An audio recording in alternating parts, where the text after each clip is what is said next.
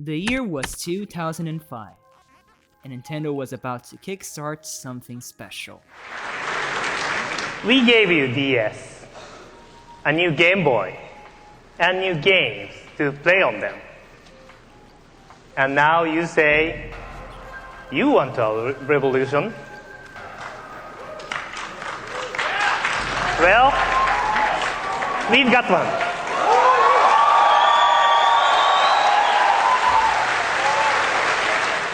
At E3 that year, they formally unveiled their, at the time, upcoming console, fittingly codenamed Nintendo Revolution. The Wii had a weird, unorthodox way of being played. Of course, some hardcore gamers were apprehensive about the gimmicky motion controls and the broad target audience. But it's undeniable that this strategy works. Not even that, it freaking skyrocketed! Intentionally or not, the console was facing multiple market shortages near its release. Everybody wanted a Wii. Its whole deal with allowing the player to move the controller in relation to what you want your character to do was nothing short of, well, magical. Finally, a console for that one weird sister everyone had who kept tilting the controller in the hopes that it would achieve literally anything in Mario Kart, society explained. Actually, this might be selling it short. The console was not just for that one weird sister, it was for, well, pretty much everyone. Old people, young people, gamers, non-gamers. Heck, there's probably some fetos in the womb out there whose favorite game is Mario Galaxy. I remember the first time I saw it. It was back when I was still in my very early childhood. I want to say late 2000s, early 2010s, more or less. My only experience with video games at the time was playing with my sister's old SNES she still had lying around since she was a kid. It was actually at the home of a friend of this very same sister where it happened. As far as I remember, no one in that house besides me was a kid or a gamer or anything like that. Just a bunch of young adults who genuinely had fun with the console. I remember him in one day and just saw them moving their arms around to play tennis. And my 4 or so year old self was absolutely fascinated by that little console. The idea of motion controls blew my freaking mind off. I also have the distinct memory of being impressed by the Mii creator and how they made tons of funny celebrities in it. Just for fun. Again, non-gamer, young adults who were actually engaging and having fun with a games console for an extended period of time. In the freaking late 2000s. And that was before the day I came back there and saw a Wii balance board for the first time. That weird little white platform allowed for tons of extra body movement to be processed by the console. Even though it was just an elaborate weighing scale with Bluetooth connectivity. Heck, I wish I knew it was just an elaborate weighing scale with Bluetooth connectivity. The Wii Fit loading screen scared the heck out of me as a kid. I thought the board was like scanning my body or some weird sci-fi shit like that.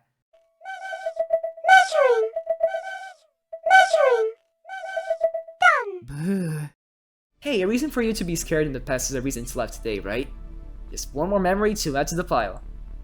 Though, as most RPGs taught us, even the bestest of spells don't last forever, and while the Wii was definitely successful throughout its entire lifetime, the console's prominence in the public eye started to fade. Gone were the days of coming back home to see my 20-something-year-old sisters playing Wii Sports Bowling without my over-enthusiasm being involved somehow. The console slowly but surely lost the interest of the biggest chunk of its audience, an interest Nintendo failed to rekindle with the console's successor, the Wii U, leaving that console to quickly rot in the hands of hardcore Nintendo fans, and only hardcore Nintendo fans. Then the Switch came in, great games, great success, yada yada. Anyway, that's not what I want to talk about right here. What I want to answer here is, without the striking but temporary appeal of motion controls, what is the Wii? What's left of its appeal? And for that, the first thing we must do is turn the console on.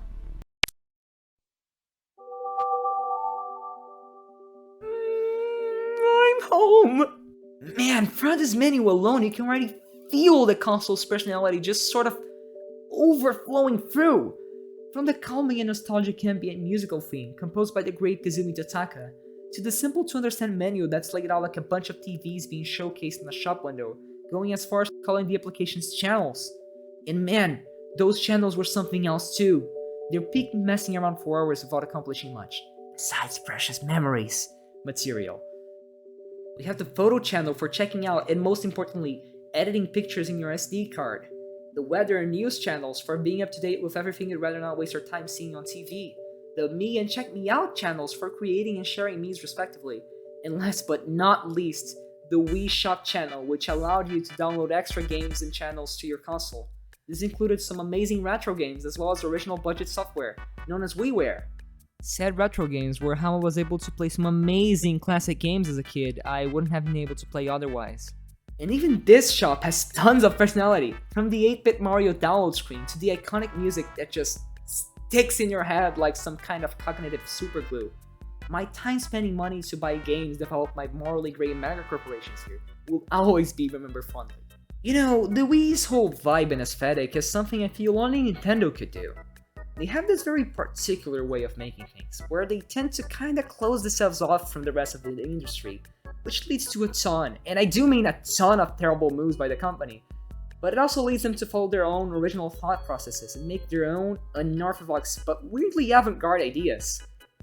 They might be the game company that most frequently asks, wouldn't it be fun if...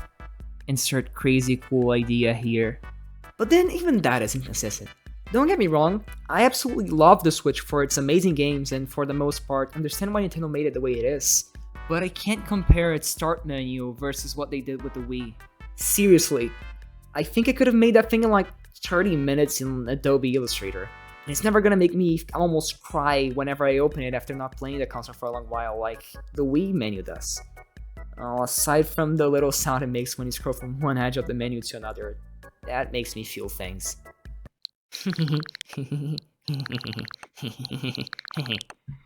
But that's enough about the menu. What about the games? Well, on top of being able to play the GameCube's incredible library through retrocompatibility, the Wii had an awesome assortment of games of its own.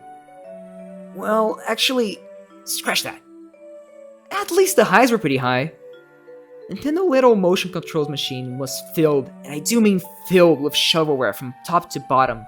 The thing is, with the console's insane popularity, any publisher with enough money to make garlic bread decided to make games for it. And you know, in this capitalist world, who can really blame him? Literally anything would sell like hotcakes on that thing as long as you include the words party or sports or something to that effect. You can probably sell dirt perfume for the Wii if you try hard enough. That said, while that was probably the majority of the console's library, it isn't the part we actually remember.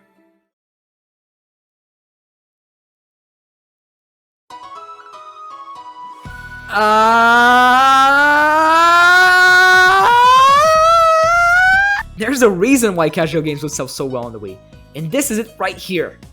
While third-party companies' attempts to replicate them were largely a missed shot in terms of quality, the same cannot be said about Nintendo's family-friendly output on the console.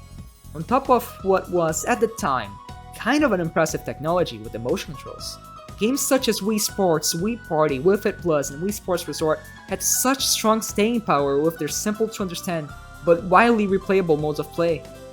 While the quantity of content varies from game to game, the way it's all presented and works kind of feels this one for replays and exploration of the sometimes deeper mechanics in these games. Well, depth or not, you can't deny most of these games' quality. While some stuff like Wii Play or Wii Music especially is a little under the bar in terms of quality, most of them are really solid casual games that are very much fun to play. Wii Party is in fact better than every Mario Party game on the console, just deal with it. Just like the Wii menu itself, the Wii series games are filled with tons of personality in the presentation. And being able to play them as your highly customizable Mii heightens that feeling of approachability that these games already present. Over time, you start getting weirdly attached to these old little Kokeshi dolls. But speaking of emotional attachment, there's one element in these games that really pushes it above and beyond. Okay, here we go.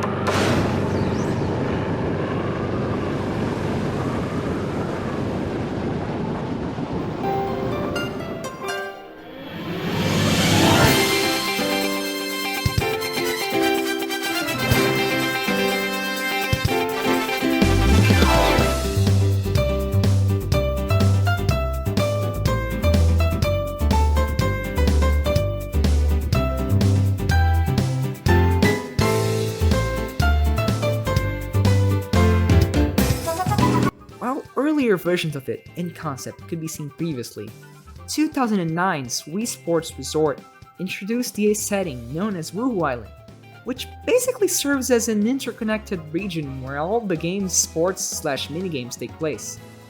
While the idea itself is pretty simple, the execution goes a long way into providing, I don't know, different emotions to the player, I guess? It's difficult to put it into words, but the more you play these games, the more you see this almost paradise-like island as a second home of sorts. You start to recognize the locations, and everything about each has a very distinct vacation-y mood to them. I'd spend hours in the island flyover minigame, just vibing and exploring this very beautiful and interesting island as much as I possibly could. Moreover, Sports Resort wasn't the only title that would include this lovely patch of land in the middle of the sea. Game design legend Shigeru Miyamoto himself has been on record talking about how much he wished people would start seeing Woohoo Island as a recurring and beloved character of sorts, as it was later included in games such as Mario Kart 7 and Pilot Wings Resort. And honestly, at least for the younger, less jaded part of the audience, I think they succeeded. Basically everyone I meet who grew up playing these games loves the island to bits and would love to see it return again in a modern game. Well, at least out of the people who I've talked about this highly specific subject with. One crazy pipe dream I've always had is a Wii Sports game with a single-player career mode, where you, as your own me, would be able to explore Woohoo Island in its entirety on foot, in a sort of open-world environment where you could visit the locations of each sport and rise through the ranks of each, while unlocking cosmetics and the like to develop your own little life in Woohoo Island. But instead we got the soulless, online-focused piece of white noise that is Nintendo Switch Sports.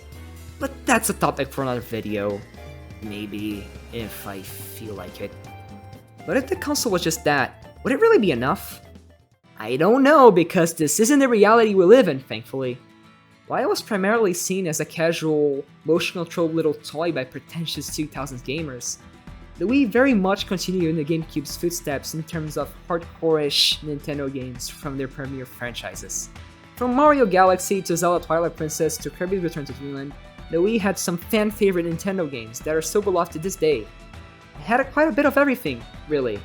And it even kickstarted what is probably my favorite franchise of all time, Xenoblade Chronicles! But while each and every one of those games is amazing in their own right, I feel like they probably deserve their own video each, and devoting too much time into what makes each masterpiece in the Wii special will result in a video over 10 hours long at the very least. Just trust me when I say that. If you're a hardcore single-player gamer who skipped out on the Wii because you assumed it was just some casual motion-controlled party games or whatever, you have no idea what you're missing out on. You know, so many game consoles feel iterative in nature. Why would you keep a PS1 if you have a PS2? Aside from those few classics that never received re-releases, there's no real reason to keep a hold of a console from a previous generation if you already own a new one, especially when you throw emulation into the mix. I myself keep pretty much everything in my retro collection out of the plug. And if I ever want to play an older game, I'm more likely to just emulate it than I am to actually go out of my way to install the console on my TV again. Most of my retro consoles are kinda just glorified dust collectors at this point. But with the Wii, it's a different story. I've had the pleasure to rekindle the bond I have with some friends in a meetup in which we decided to pick up the good old Wii modes. These games are fun and timeless, as well as best enjoyed in the original hardware.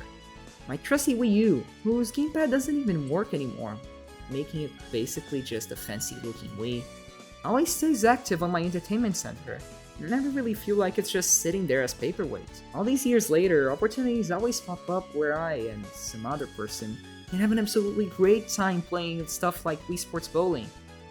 Remember, this is a console from 2006. It's like literally a year younger than me, and yet I and so many other people always keep coming back to it. The Wii was magical because it had some impressive motion control tech, but that has lost its luster. The Wii is magical because no matter how much time has passed, it still provides amazing memories that will live on with me for the rest of my life.